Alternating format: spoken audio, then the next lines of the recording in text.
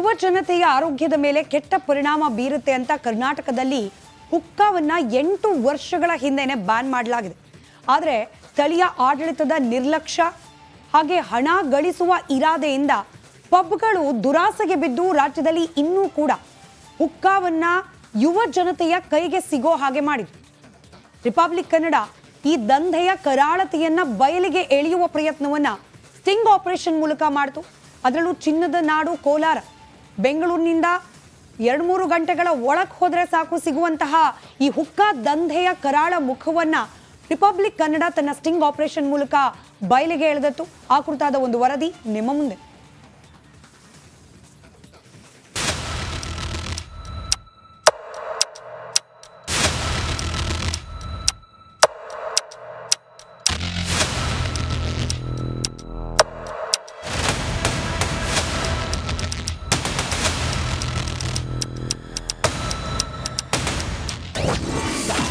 ಚಿನ್ನದ ನಾಡು ಕೋಲಾರದಲ್ಲಿ ಹುಕ್ಕಾ ಘಾಟು. ರಿಪಬ್ಲಿಕ್ ಕನ್ನಡ ಸ್ಟಿಂಗ್ ಆಪರೇಷನ್ ಅಲ್ಲಿ ಕರಾಳ ದಂಧೆ ಬಯಲು. ನೋಡಿದ್ರಲ್ಲ, ತರಹೇವಾರಿ ರೇಟು, ಬೇರೆ ಬೇರೆ ಫ್ಲೇವರು, ಹೀಗೆ ರಾಜಾರೋಷವಾಗಿ 8 ವರ್ಷಗಳ ಹಿಂದೆ ಬ್ಯಾನ್ ಮಾಡಿರುವ ಹುಕ್ಕಾವನ್ನ ಮಾರಾಟ ಮಾಡ್ತಾ ಇರೋದು ಚಿನ್ನದ ನಾಡು ಕೋಲಾರದಲ್ಲಿ. ಕೋಲಾರ ಬೆಂಗಳೂರು ಹೈವೇಯಲ್ಲಿರುವ ದಿ ಗೋಲ್ಡ್ ಮೈನ್ ಕೆಫೆ. ಅಲ್ಲಿ ಕಾಸೊಂದಿದ್ರೆ ಯಾವ ಫ್ಲೇವರ್ ಬೇಕಾದರೂ ಎಷ್ಟು ಬೇಕಾದರೂ ಸಿಗತ್ತೆ.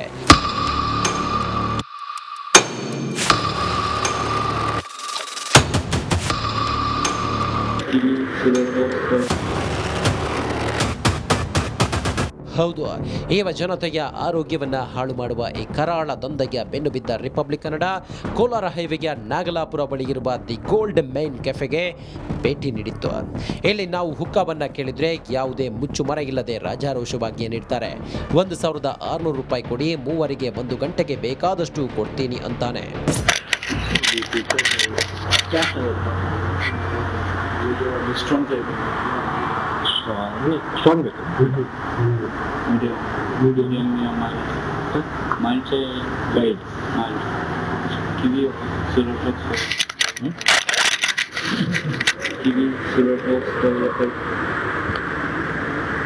किसने अच्छा पान की भी लग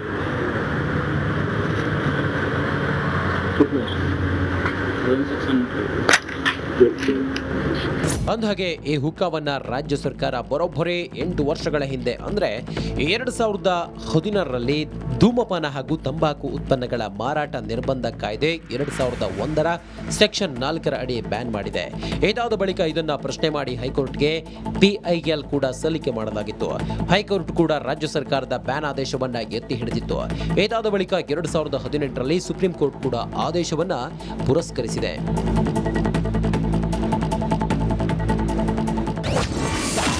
ಹುಕ್ಕಾ ಸೇವನೆಯಿಂದಾಗುವ ತೊಂದರೆಗಳೇನು? ಶ್ವಾಸಕೋಶ ಸಂಬಂಧಿತ ಕಾಯಿಲೆಗಳು, ಅಸ್ತಮಾ, ಕ್ಯಾನ್ಸರ್, ಬಾಯಿ ದವಡೆ ಹಾಗೂ ಹೊಟ್ಟೆ, BP, ಹಾರ್ಟ್ ಅಟ್ಯಾಕ್, ನಿಕೋಟಿನ್ ಚಟ, ನರರೋಗ ಸಂಬಂಧಿತ ಕಾಯಿಲೆಗಳು. 1 ಗಂಟೆ ಹುಕ್ಕಾ ಸೇದುವುದು 100ರಿಂದ 800 ಸಿಗರೆಟ್ಗೆ ಸಮ. ಹುಕ್ಕಾ ಸಂಬಂಧ ಕಾನೂನು ಏನು ಹೇಳುತ್ತೆ? ಹುಕ್ಕಾ ಮಾರಾಟ ಮಾಡಿದ್ರೆ ಪ್ರಕರಣ ದಾಖಲಿಸಬಹುದು. ಪ್ರಕರಣ ದಾಖಲಿಸಿ ದಂಡ ವಿಧಿಸಲು ಅವಕಾಶವಿದೆ. ಆರೋಪ ಸಾಬೀತಾದರೆ ಗರಿಷ್ಠ 3 ವರ್ಷಗಳ ಶಿಕ್ಷೆ ಆಗುತ್ತೆ. ಯಾರಿಂದ ಕ್ರಮ ಸಾಧ್ಯ? ಪೊಲೀಸ್ ಇಲಾಖೆ, ಆರೋಗ್ಯ ಇಲಾಖೆ, ಆರೋಗ್ಯ ಸುರಕ್ಷತಾ ಅಧಿಕಾರಿಗಳು, ಮುನ್ಸಿಪಲ್ ಕಾರ್ಪೊರೇಷನ್, ಕರ್ನಾಟಕ ರಾಜ್ಯ ತಂಬಾಕು ನಿಯಂತ್ರಣ ಘಟಕ.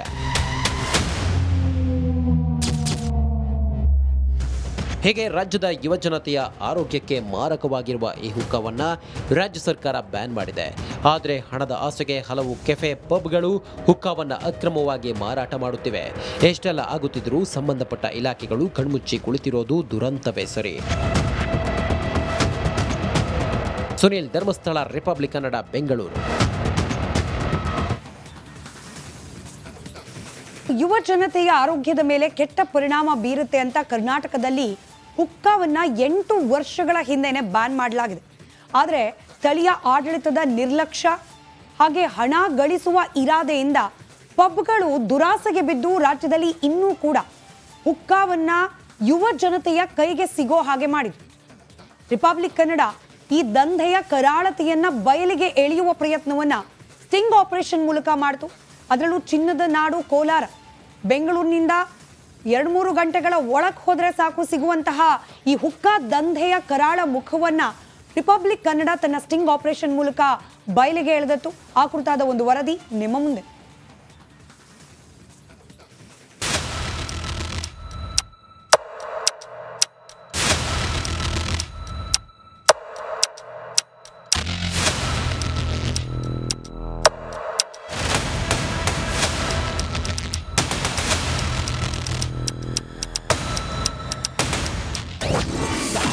ಚಿನ್ನದ ನಾಡು ಕೋಲಾರದಲ್ಲಿ ಹುಕ್ಕಾ ಘಾಟು.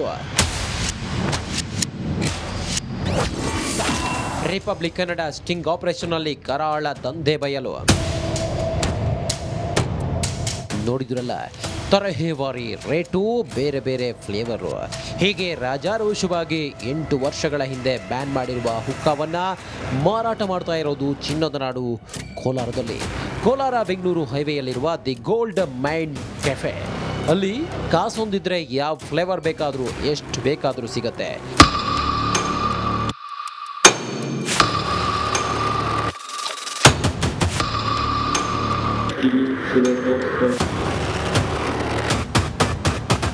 ಹೌದು, ಯುವ ಜನತೆಯ ಆರೋಗ್ಯವನ್ನ ಹಾಳು ಮಾಡುವ ಈ ಕರಾಳ ದಂಧೆಯ ಬೆನ್ನು ಬಿದ್ದ ರಿಪಬ್ಲಿಕ್ ಕನ್ನಡ ಕೋಲಾರ ಹೈವೇಯ ನಾಗಲಾಪುರ ಬಳಿ ಇರುವ ದಿ ಗೋಲ್ಡ್ ಮೈನ್ ಕೆಫೆಗೆ ಭೇಟಿ ನೀಡಿತ್ತು.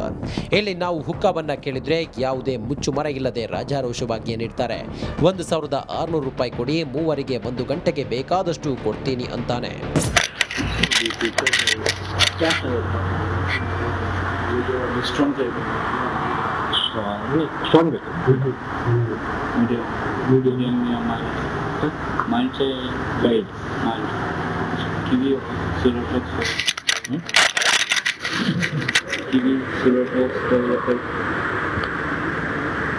किसने अच्छा पानी भी लगे कितना ಅಂದಹಾಗೆ ಈ ಹುಕ್ಕಾವನ್ನ ರಾಜ್ಯ ಸರ್ಕಾರ ಬರೋಬ್ಬರಿ 8 ವರ್ಷಗಳ ಹಿಂದೆ ಅಂದ್ರೆ 2016ರಲ್ಲಿ ಧೂಮಪಾನ ಹಾಗೂ ತಂಬಾಕು ಉತ್ಪನ್ನಗಳ ಮಾರಾಟ ನಿರ್ಬಂಧ ಕಾಯ್ದೆ 2001ರ ಸೆಕ್ಷನ್ 4ರ ಅಡಿ ಬ್ಯಾನ್ ಮಾಡಿದೆ. ಇದಾದ ಬಳಿಕ ಇದನ್ನ ಪ್ರಶ್ನೆ ಮಾಡಿ ಹೈಕೋರ್ಟ್ಗೆ PIL ಕೂಡ ಸಲ್ಲಿಕೆ ಮಾಡಲಾಗಿತ್ತು. ಹೈಕೋರ್ಟ್ ಕೂಡ ರಾಜ್ಯ ಸರ್ಕಾರದ ಬ್ಯಾನ್ ಆದೇಶವನ್ನ ಎತ್ತಿ ಹಿಡಿದಿತ್ತು. ಇದಾದ ಬಳಿಕ 2018ರಲ್ಲಿ ಸುಪ್ರೀಂ ಕೋರ್ಟ್ ಕೂಡ ಆದೇಶವನ್ನ ಪುರಸ್ಕರಿಸಿದೆ.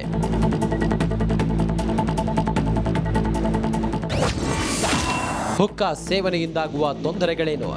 ಶ್ವಾಸಕೋಶ ಸಂಬಂಧಿತ ಕಾಯಿಲೆಗಳು, ಅಸ್ತಮಾ, ಕ್ಯಾನ್ಸರ್, ಬಾಯಿ ದವಡೆ,